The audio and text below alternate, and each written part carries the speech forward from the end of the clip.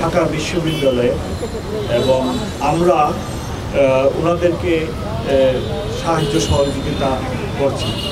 আমি যতদূর জানি এখানে র্যাবেরও যথেষ্ট ডিপ্লয়মেন্ট থাকবে এবং তারা এবং আমরা উভয়ের সমন্বয় করে সমগ্র নিরাপত্তা ব্যবস্থা সাজিয়েছি।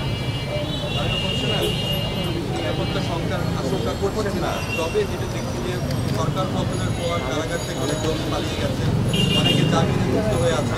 সাধারণ মানুষ বড় যদি জমায়েত হবে এখানে, সাধারণ মানুষের মনে একটু হলেও সংখ্যা আছে। সব কিছু মিলে আপনার একটা জিনিস বুঝতে হবে যে যেনারা যে সমস্ত শীর্ষ সন্ত্রাসী জামিনে আছে তাদের এরিয়া অফ ক্রাইম বা এরিয়া অফ অপারেশন এক জিনিস, আর শহীদ মিনারের পুষ্পমাল্য অর্পণ ভিন্ন জিনিস।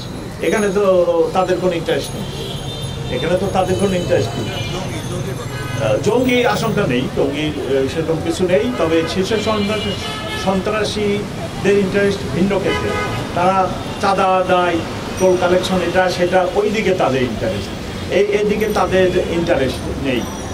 সেই দৃষ্টি থেকে আমি বলতে পারি যে তাদের এখানে তো কোনো অপারেশন বা ওইরকম ইন্টারেস্ট নেই, সেটা তারা এখানে আমি মনে করি না। এবং তারা যারা বাইরে আসে আমরা জানি, তাদেরকেও আমরা চেস করতেছি, তারা কনফেশনের ভিতরেই আসে, একেবারে যে তারা ফ্রি অপারেশন বা ফ্রি কিছু করতে পারছে এমনটি নয়।